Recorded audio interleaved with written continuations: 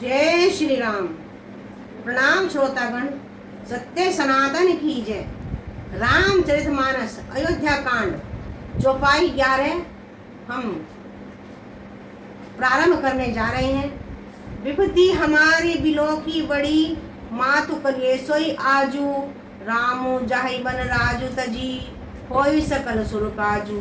वे कहते हैं, हे माता, हमारी बड़ी विपत्ति को देखकर आज वही कीजिए जिससे श्री रामचंद्र जी राज्य त्याग कर वन को चले जाएं और देवताओं का सब कार्य सिद्ध हो। यानी देवता सभी विघ्न डालने की तैयारी में है, ये तो बताया गया आप सभी को।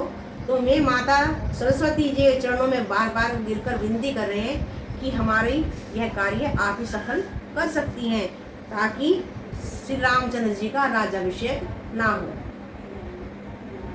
सुन सुन बिने ठाड़ी पछताती, वहीं सरोज विपिन हिमराती, देखी दे पुनि कहीं निहोरी, माता तो ही नहीं धोरी खोरी। देवताओं की विनती सुनकर सरस्वती जी खड़ी खड़ी पछता रही हैं कि हाय, मैं कमल वन के लिए हेमंत ऋतु की रात हुई।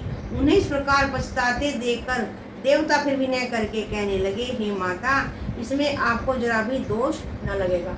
क्योंकि माँ सरस्वती बहुत ही चिंतित है, व्याकुल है। कहती है कि हाय, मैं क्या करने जा रही हूँ कि मैं राज्याभिषेक में विघ्न डालने जा रही हूँ। विस्मय हर्ष रहित रघुराव, तुम जानू सब राम प्रभाव, जीव करम व सुख सुख भागी, जाइए अवध देव हित लागी।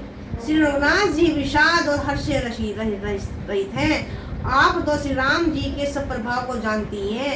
जीव अपने कर्मवश सुख दुख का भागी होता है, अतएव देवताओं के हित के लिए आप अयोध्या जाइए। देवतागण कह रहे हैं कि रामचंद्र जी को तो राज्याभिषेक से अथवा वन जाने से कोई भी आपत्ति नहीं, क्योंकि वे तो सुख दुख में समान ही रहते हैं, इसलिए आपको भी आपत्ति नहीं होनी चाहिए। आप जाइए और इस कार्य में बाधा डालिए। ऐसा देवता लोग माँ सरस्वती से विनय कर रहे हैं। बार बार गई चरण संकोची, चली विचार विभूत मति पोची, ऊंच निवासु नीची करतूती, देख न सकई पराई विभूति।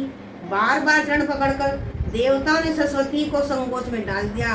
तब वह यह विचार कर चली कि देवताओं की बुद्धि ओछी है, इनका निवास तो ऊंचा है पर इनकी करनी नीची है, ये दूसरे का ऐश्वर्य नहीं देख सकते। आगिल काजु बिजारी बहोरी, करी चाही कुशल कवि मोरी, हर्षी हृदय दशरथपुर आई, जनुग्रह दशा दुसह दुखदाई। परंतु आगे के काम का विचार करके श्री राम जी के वन जाने से राक्षसों का वध होगा, जिससे सारा जगत सुखी हो जाएगा। चतुर कवि श्री राम जी के वनवास के चरित्रों का वर्णन करने के लिए मेरी चाह करेंगे।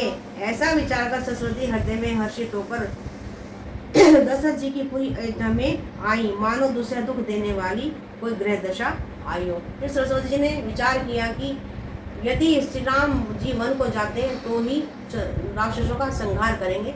ऐसा सोचकर माँ सरस्वती अवधपुरी की ओर चल पड़ी। बोल सियावर रामचंद्र की जय। चौपाई 11 यहीं पर विश्राम देते हैं। मंगल भवन अमंगल हारी, प्रभु सुदशरथ अजर बिहारी। राम सिया राम, जय जय राम, जय श्री राम।